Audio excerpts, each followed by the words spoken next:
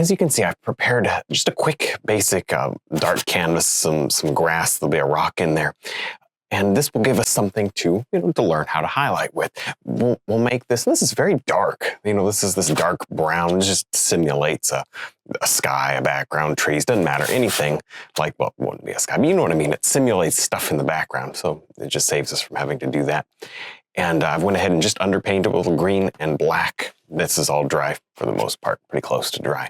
So one of the biggest things when you're painting, of course, this is acrylic.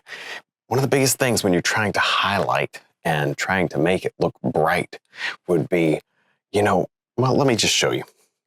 You get your paint, right? This is normal. You kind of get your paint, you get your light yellow and think, well, here we go. I've got light yellow. This is a bristle brush. You can use whatever brush you want. You're like, oh, I'm just going to tap on. This makes sense. I'm going to tap on some highlight here. Now, this works on trees, mountains, just anything. Works on anything. The basic thing that I'm showing you here, not this particular brush stroke, but the concept. So I'm going to highlight my grass, make this kind of a grassy field. This is like the side of a mountain or something. We're in the foreground. You know how to do this. This is not where we struggle, right? We struggle sometimes in acrylic to get the highlight bright enough. Well, I mean, look, I just put it on. This is as bright as it gets. How do you make it brighter than as bright as it gets? Well, that's what I'm going to show you. That's what I'm going to show you. There's actually a trick to it. Now, a couple of things we ought to go through. You can have all the technique in the world that you want and have bad paint, and you're going to struggle, if not be impossible, to create the effect that you want. So get high quality paint. I personally like heavy body acrylics, which is what I'm using here. This is my own brand, but there's quite a few brands that make heavy body acrylic. I particularly like these, the nice, rich, very rich pigment that works. Of course, they're available on the website if you need them. And there you go. This is the idea here. We created a highlight. As it dries, it kind of loses some of its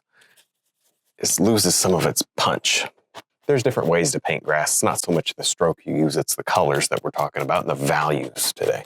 Colors and values, what we're looking at. All right, let's let that dry. And maybe we haven't done this before.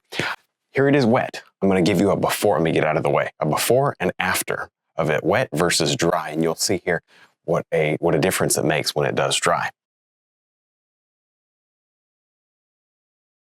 Well, you see, we've lost about a shade of our brightness. Now, if you got good quality acrylics, you won't actually lose your color. The color is pretty much the same, but you see it's darker. Now, it's important while you're waiting, for your canvas to dry that you're continually misting your paint. Otherwise, it'll dry too. All right.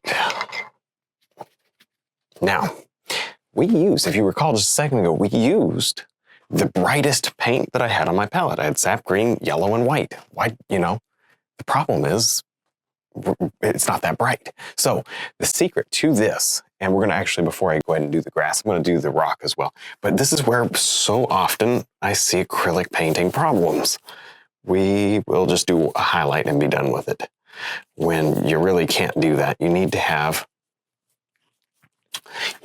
layering to your paint. That's the way that you'll get it to look pretty and to get it to look right, is to have that layer action happening. So I'll show you how I layer my acrylics. But without layering, with acrylic, with oil, it's just not as big of a deal. It's not as big of a deal because let me get a couple more rocks in here. We don't just want one, we want several to make a better practice. That's all I'm doing. I'm practicing with you, Go ahead and try this. And practice it and see how it goes. Practice it different ways. Do a tree maybe instead of a rock. You can do whatever. It doesn't matter. What you paint isn't as important. It's just the idea, hey, learn how to do this. And there you go. Get a couple more of those little highlights. So you can always use your finger to smudge. That's an acrylic. That is an acrylic thing you might as well do. That works. Okay, so that's pretty much more or less our first highlight on the rocks. And so like I was saying, we got an issue. We need to build that up.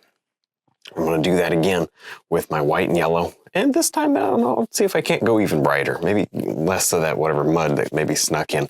That's not why it was dark. It was dark because it dried, but I'll try to get less mud to sneak in.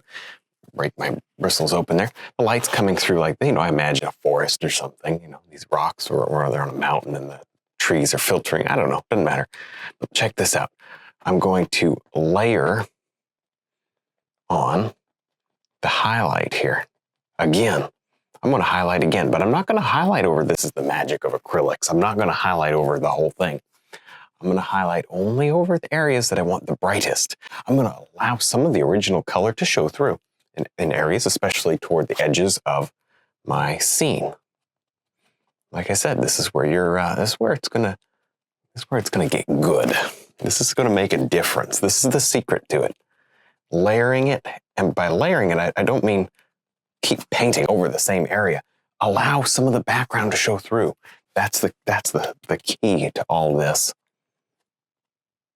You can go up too. You don't have to just go down. I like to go down with my fan brush when I oil paint, but this is acrylic. It goes up or down a little easier, if that makes sense. Okay, look at that. Look at that. Okay, yep. I like that. A little bit over here. And you know what? Let's do another side-by-side comparison. I'm going to allow this to dry next, and you'll see the way it gets darker. So pay attention to the values here, the actual light and dark value of it, because it's going to get a little darker. Now, maybe I'll go ahead and let me darken this color real quick, and I'm going to throw some mid-tones. I like the idea of the foreground here being just a touch darker, just for the sake of the scene. Even stuff like that looks too bright really is going to be okay. All right, check it out. Watch this. We'll do before and after. You'll see how that darkens up. Now we're going to repeat the process again with the grass. We'll do the rocks here in a second, but there you go. Same color. Now, as I get to where I'm more working on the final highlights, so that if you recall, we've had, now this is our second, so this is going to be our third. Second is dry, third is going on right now. We can actually begin to thicken the paint a little, and I'll show you that probably in the next highlight. Now, it's not necessary to go to this extreme, in every painting, but if you want this look where your highlights are just popping out, you can't ignore them, this will get you there. This will get you there. Hey, the other thing to notice is this works best if you had something like a dark tree or, and these dark rocks help, because that darkness creates nice contrast. If you have light grass on a very light blue lake or something, you know what I mean? Something where there's not as much contrast, it will never look this bright. So just note that dark brown is helping me out a little bit. But all that being said, oh, look at that. Let's go ahead and apply another highlight. You're working this up. This is honestly, you can think of this like, well, you've applied your midtone, several layers of midtone, and then you go and you apply the final highlight. But the problem about that is when you put on the midtone, it looks like a highlight, it really does. And you think, wow, I'm all done. This is so pretty. And you're painting, and you look back up and you're like, what happened to my highlight? Like when that's one of the things that happens when you acrylic paint. And you lose your highlights, they disappear. Well, this will get you a result that looks just like oil, if not brighter. If not brighter. There you go. So it's all about, the secret to this. Every bit of this is about how you layer one layer over another, because the acrylics they really benefit. They work better when they're layered, when one layer supports the next. Oh, yeah. The other thing, did I mention? I may or may not have mentioned. Now, I'm misting my paint just to keep it wet, but I'm trying not to put too much moisture in the brush, because you see, if you get too thin, if you get this paint too thin, then it'll dry out even more transparent, and then you got to do even more layers. So just note that. The more water you have in there, the more you're going to be working at it, the more you're going to be adding layer after layer. The thicker the paint is, that goes back to the heavy body acrylic paint, the thicker that paint is, the better off you're going to be for highlight. Not for everything, but for highlight. Okay, stand back. Yeah, that is excellent. So here's what I want to do. I'm going to set that aside. I want to grab this is just a round brush. I'm going to highlight my rocks again. I'm going to highlight my rocks again with a similar color, maybe just a little brighter even. Of course, that one's probably dry. And we're going to, this is about as bright as I can get it without just like putting a bunch of white on there, which you don't want to do, by the way. Acrylic oil, I'm like, I don't really care if I put pure white on there. Acrylic, not so much. I do care. I don't want to paint with pure white. It's too much. It's too much. The only time I would ever use pure, and probably wouldn't even use pure white then, but like as like a final sparkle, if you're going to do something like a wet mossy log and you want a sparkle on it. But even then, I think I'd tint it with something. I don't think I'd do pure white. So I'm going to do the rocks the same way. And we're going to build that up. I'm going to guess that in order, just for the sake of the lesson, I think the grass is going to need a couple more coats. What do you think? You want to keep building? Let's just keep messing with it and see how far we can take it. See how bright we can make it look. But here's our rocks going in. Excellent. And if you need help painting things like rocks and trees and whatnot, we've got full-length lessons available on the website. So as you can see, I put just a little bit of reflected light. Let me just show you how that worked. Just a little of our blue. And this sort of thing, goes on pretty much just the way you need it to. When it dries out, it'll be fine. You know what I mean? Does it make any sense? You stick it on, if it dries a little darker, you don't have to go back over it 100 times. It's not like the highlight. And again, you don't have to do this for every highlight. This is like, oh man, something to pull out of your toolbox, but it's not something you have to do all the time. So we've got two more things I want to do to the grass areas. The first one is just take some of our bright, this is our cad yellow, little white, not too much white, and 3 or 4 places in here, I'd like to create some sunspots. I think that would be very pretty. So let's do that. Let's do that right here. Right here on the background, it'll be nice. See, I'm getting what I'm doing here, I'm getting a little more saturation in the sunspot. See that? Just with that almost pure yellow, almost pure cad yellow. Okay. So there's sunspots there, maybe one. I don't want to overdo the sunspots. Maybe like right there and right there. That's good enough.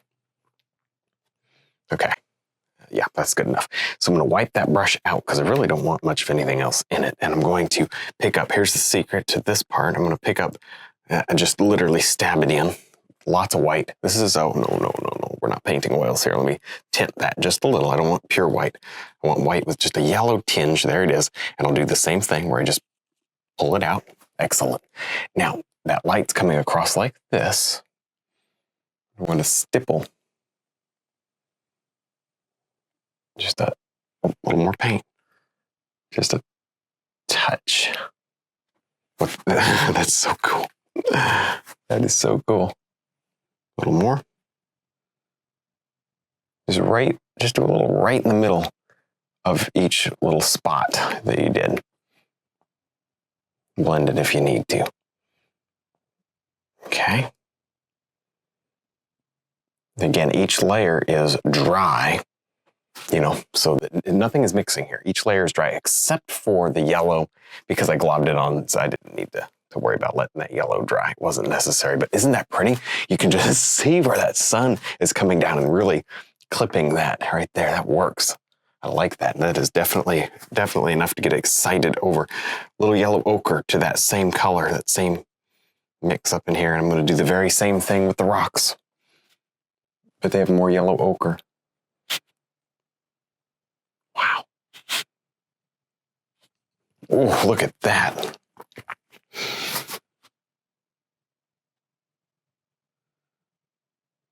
That is so cool. No, go overboard here. This is less is more on this final step. Less is more.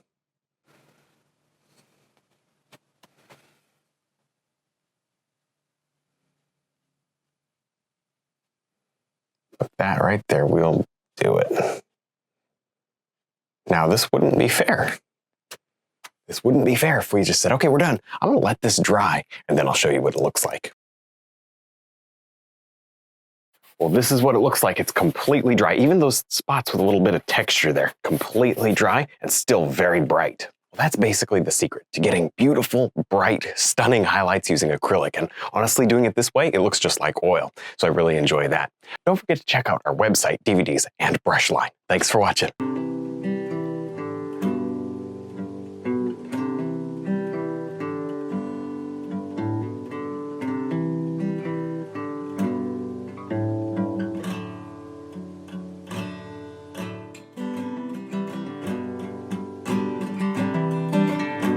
Well, hopefully you enjoyed this video. Remember to subscribe if you're not already, and click the like button. That helps me out a lot.